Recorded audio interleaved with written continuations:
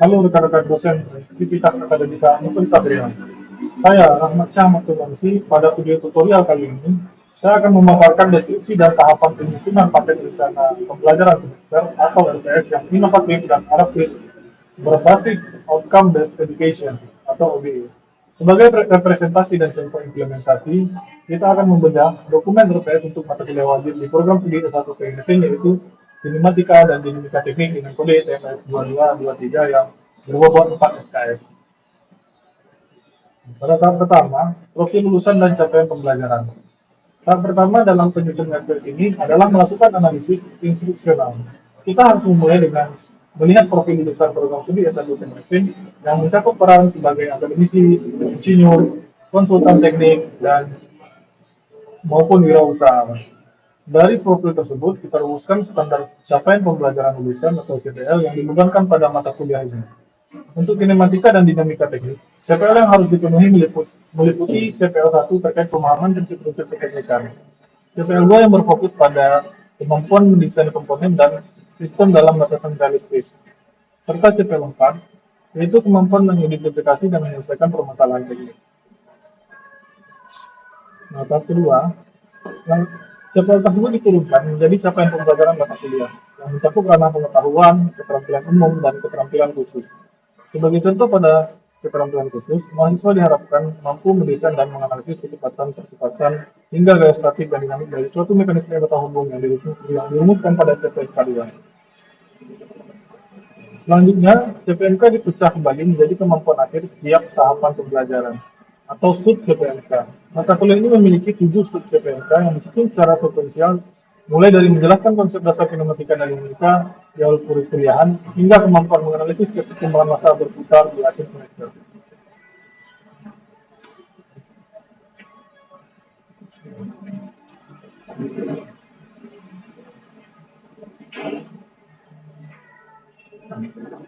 Yang kedua yaitu kontrak perkuliahan kinematika dan dinamika. Nah, pada sub dokumen ini yaitu kita harus memberikan manfaat mata kuliah, di mana manfaat mata kuliah ini mampu menjelaskan, memahami, menganalisis terkait kinematika, kinetika kerja energi, proses kekeralan energi, resource momentum dan benda tegak dan juga pada gas partikel. Nah, kita juga mendeskripsikan mata kuliah tersebut dengan membahas konsep kinematika dan dinamika, perhitungan analisis kecepatan gaya statik dan dinamik pada mekanisme bertanggung serta analisis perkembangan masalah besar. Yang ketiga yaitu dari sub bagian dokumen yang kedua yaitu referensi. Kita bisa melampirkan dokumen ini dengan melampirkan nama penulis dan judul buku dan juga penerbit. Yang keempat yaitu tata tertib perkuliahan. Nah, di sini yang pertama yaitu mahasiswa diwajibkan hadir tepat waktu dengan maksimum keterlambatan 15 menit. Yang kedua, keterlambatan dosen selama 15 menit tanpa kebutuhan berarti di kelas dinyatakan kosong. Dan seterusnya. Juga kita melampirkan di poin ke-6 dari sub bagian keempat di dokumen yang kedua ini, yaitu bobot nilai dari kuliah tersebut. Adapun bagian sub ketiga dari dokumen ini yaitu rencana pembelajaran semester. Merancang rencana pembelajaran sesuai dengan prinsip outcome based education. Metode pembelajaran yang kita harapkan berpusat pada mahasiswa, seperti pembelajaran partisipatif dan kolaboratif, serta case-based learning dan problem-based learning. Nah, jika kita melihat rincian pertemuan, proses penyajian materi dibagi menjadi 3 fase. Nah, itu nanti akan dijelaskan pada rencana pembelajaran. Nah, pada kuliah ini, kita bisa melihat ada beberapa poin-poin yang harus kita isi seperti mata kuliah, kode mata kuliah maupun mata kuliah wajib atau mata kuliah KBK, praktikum dan lain sebagainya. Yang keempat yaitu bobotnya, ini sama dengan teori yaitu 4 SKS, P ini sama dengan praktikum, ini jumlah semesternya yaitu berada pada semester 4 dan tanggal penyusunannya sesuai dengan tanggal penyusunan. Di sini pengembang RPS bisa dituliskan nama pembuat RPS tersebut. Biasanya ini didistribusikan kepada dosen muda. Nah, koordinator mata kuliah yaitu yang dosen senior dari mata kuliah tersebut. Dan juga kita memasukkan nama prodi pada poin ke-7. Nah, pada poin ke-8, CPO prodi dibebankan pada mata kuliah yang telah kita sebutkan tadi, yaitu 1, 2, dan 4. Pada poin ini, CPO ini, kita harus menurunkan bahasa-bahasa yang atau narasi yang terkait dengan mata kuliah tersebut. Di mana narasinya sudah disesuaikan dengan proporsional dari mata kuliah tersebut. Begini kita turunkan menjadi 4 CPNK. Di mana turunan 4 CPNK ini masih berkelanjutan dengan narasi yang berada pada CPN. Itu yang pertama, mengenalkan ilmu pengetahuan dan alam khususnya terkait matematika dan dinamika pada prosesnya bukan itu. Kedua, kemampuan mendesain dan menganalisis percepatan geometrik dan dinamik dari suatu mekanisme yang terhubung untuk kebutuhan dalam bidang teknikan. Yang ketiga yaitu kemampuan melakukan balancing dari suatu mata berputar. Yang keempat, mahasiswa mampu menjelaskan dan memahami konsep kerja dan energi pada gerakan vertikal benda tegak. Nah, pada bagian sub CPNK, kita percaya lagi CPNK-nya, tapi masih berkorelasi dengan CPNK-nya. Nah, yang pertama yaitu mahasiswa mampu menjelaskan konsep dasar matematika dan dinamika. Yang kedua, mahasiswa mampu menganalisis kecepatan mekanisme terhubung dengan menggunakan metode pusat kecepatan sekarang. Yang ketiga yaitu mahasiswa menganalisis kecepatan mekanisme terhubung yang menggunakan metode persamaan kecepatan relatif. Yang keempat, mahasiswa mampu menganalisis kecepatan mekanisme dengan menggunakan metode persamaan kecepatan relatif. Yang kelima, mahasiswa mampu menganalisis gaya-gaya statik yang berbeda pada mekanisme terhubung. Yang keenam, mahasiswa mampu menganalisis gaya-gaya dinamik yang berbeda pada mekanisme terhubung. Selanjutnya, yaitu yang ketujuh, mahasiswa mampu menganalisis keseimbangan massa besar. Nah, ini merupakan turunan dari 4 CPMK sebelumnya. Nah, bagian selanjutnya itu kita harus mengisi korelasi CPL terhadap sub CPMK-nya. Jadi kita bisa mengisi CPL subtan ini di mana dari dalam sub CPMK yang memenuhi pekerjaan CPL, nah kita akan memberinya tanda checklist. Nah, di sini ada yang kosong karena tidak berkaitan dengan CPL. Selanjutnya kita ada poin deskripsi tingkat mata kuliah. Nah, di sini kita bisa mengambil deskripsi atau menyimpulkan deskripsi yang secara keseluruhan dari mata kuliah tersebut. Selanjutnya ada bahan kajian materi pembelajaran. Nah, di sini bisa kita masukkan bab ataupun subbab dari buku yang akan kita pakai. Lanjut kepada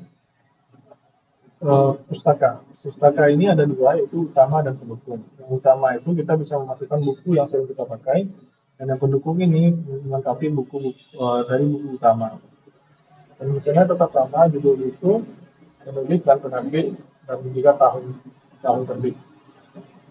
Nah, di sini dilampirkan nama koordinator mata kuliah dosen pengaku, yaitu dosen seniornya, di mana Dr. Madhuri sebagai dosen pengaku mata kuliah matematika di Indonesia. Setelah itu ada mata kuliah syarat. Nah, ini bisa kita rujuk kepada peta mata kuliah.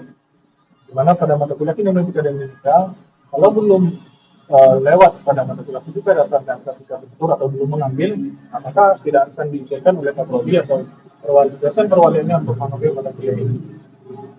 Selanjutnya membuat penilaian. Di mana membuat penilaian ini sudah terstandar secara terstruktur oleh kurikulum UGM. Di mana partisipasi itu 10%, presensi 5%, kuis 10%, ITS 25%, proyek tergantung dengan jenis mata kuliahnya.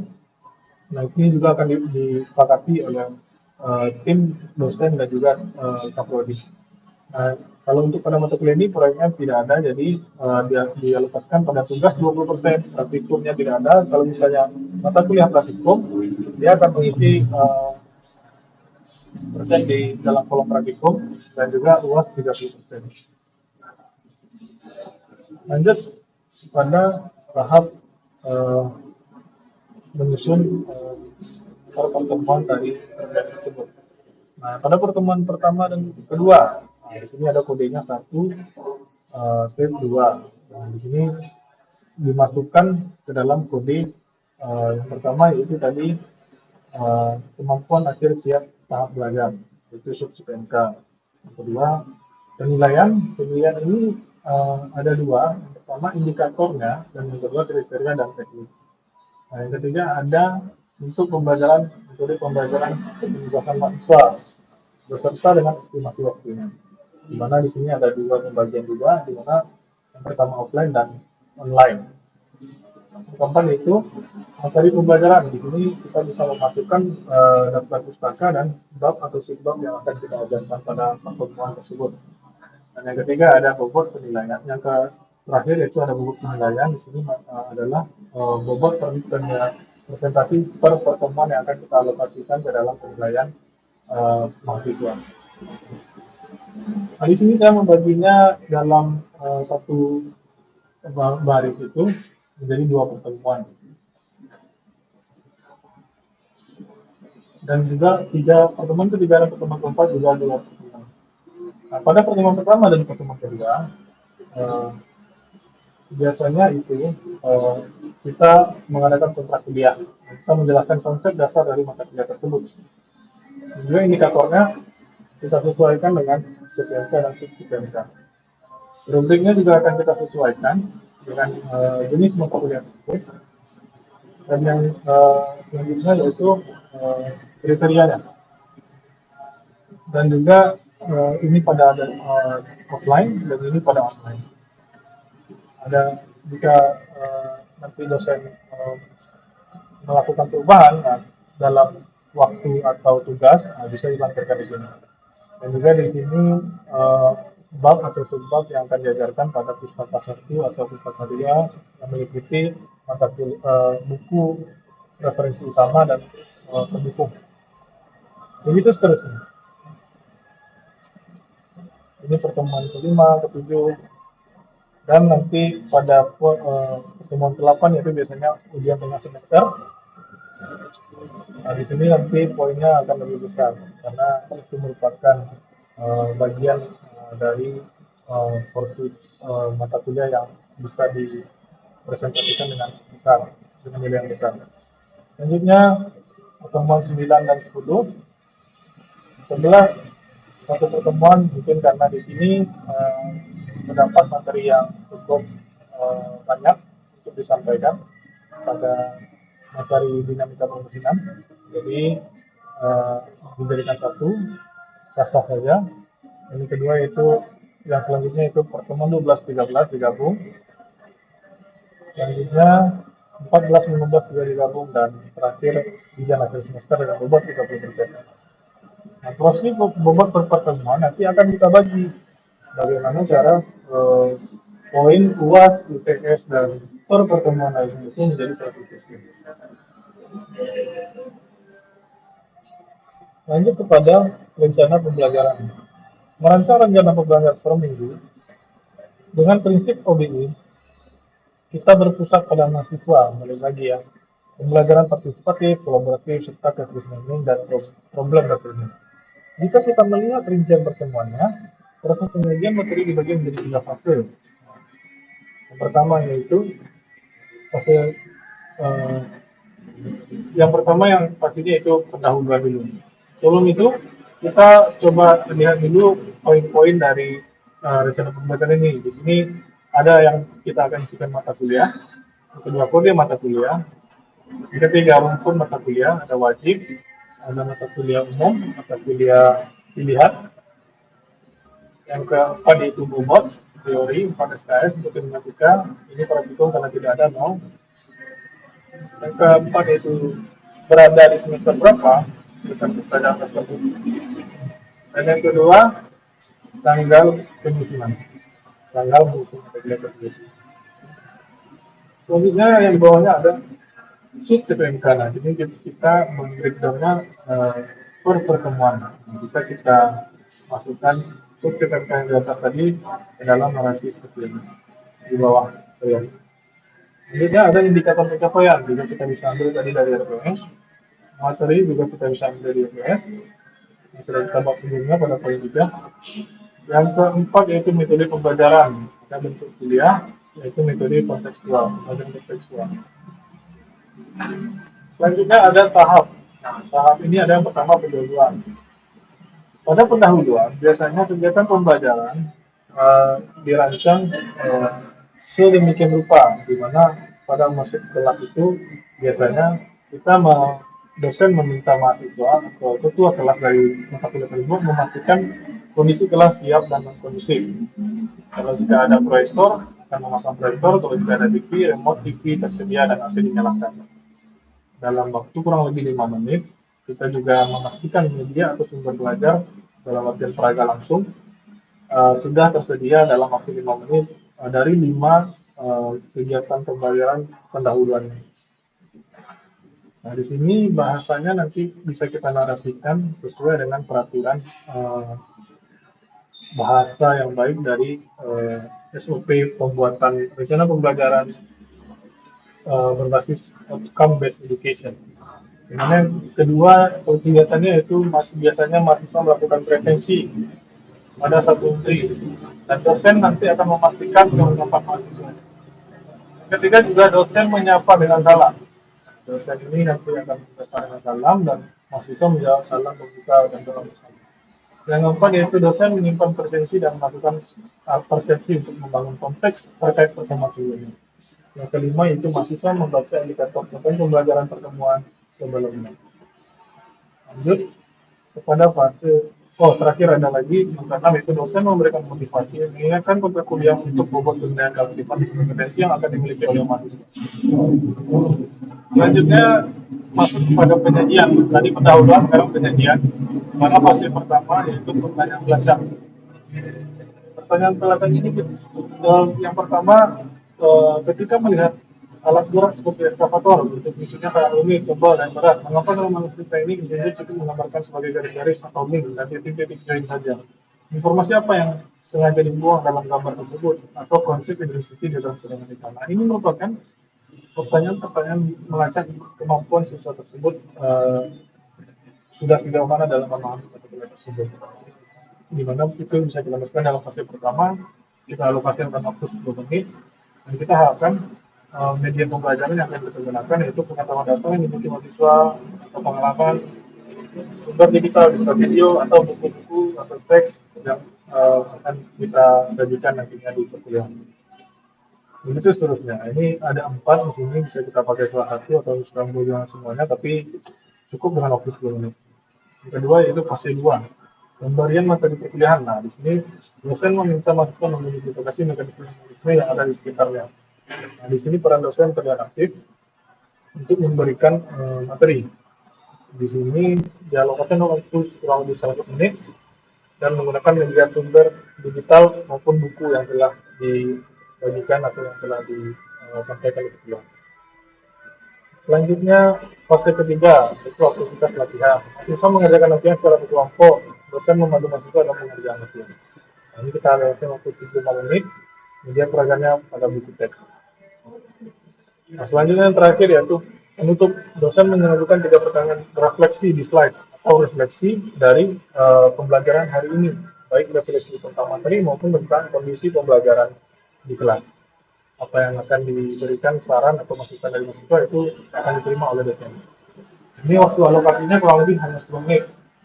Karena nantinya juga kita bisa menyimpulkan poin utama mengaitkan dengan teori. Yang ketiga itu menyampaikan tindak lanjut berupa tugas lanjutan dan juga memberikan visi-visi materi untuk pembuatan.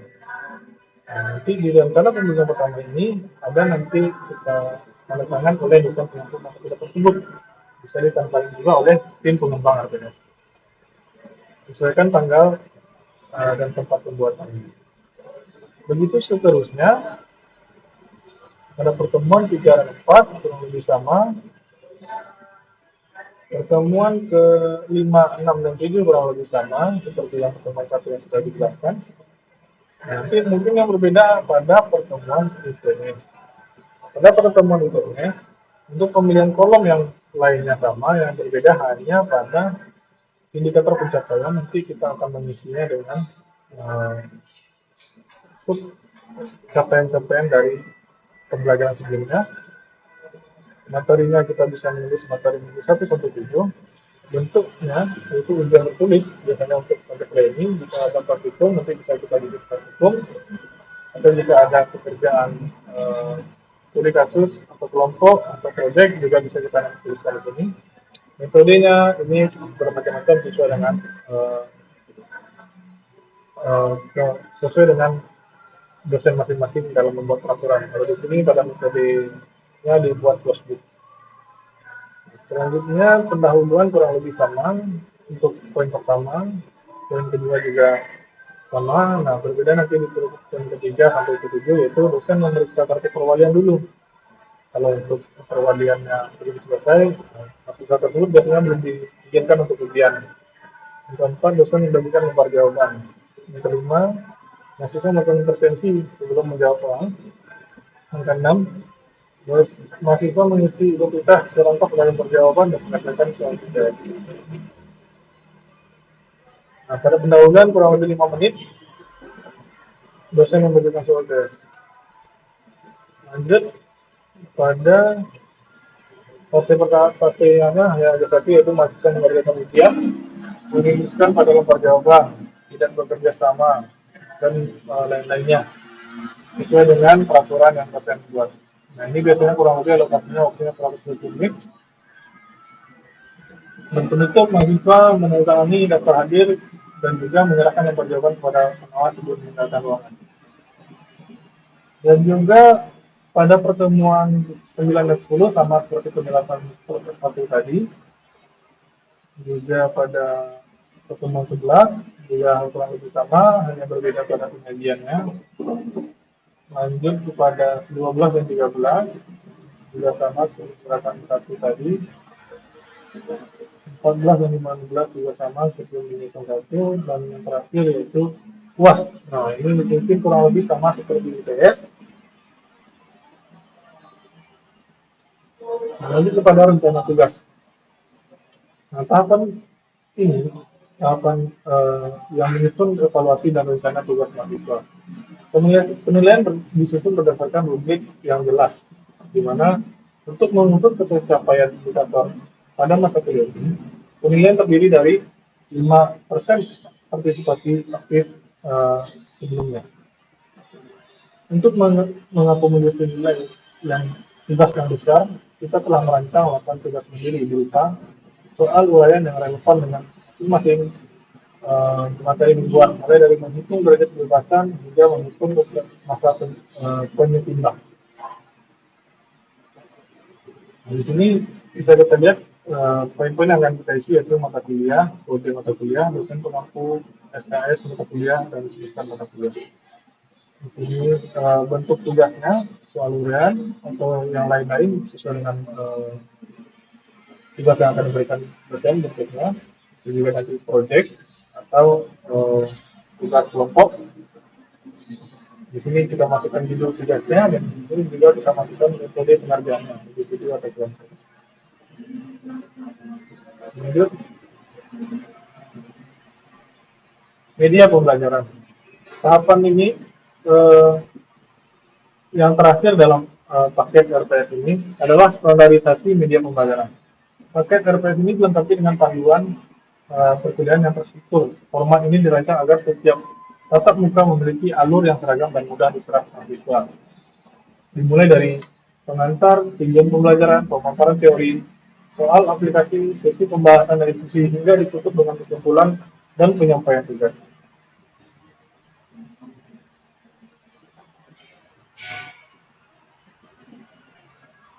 Demikianlah tahapan deskriptif dalam menyusun paket rencana pembelajaran semester mata kuliah sinematika dan dinamika. Dengan standarisasi dokumen dari CPL hingga ke media pembelajaran ini, kita berharap dapat mewujudkan ekosistem belajar yang terukur dan adaptif, sekaligus memperkuat kesiapan program studi kita menuju akreditasi internasional. Terima kasih telah menyimak tutorial ini. Mari terus berinovasi dalam memajukan pendidikan tinggi.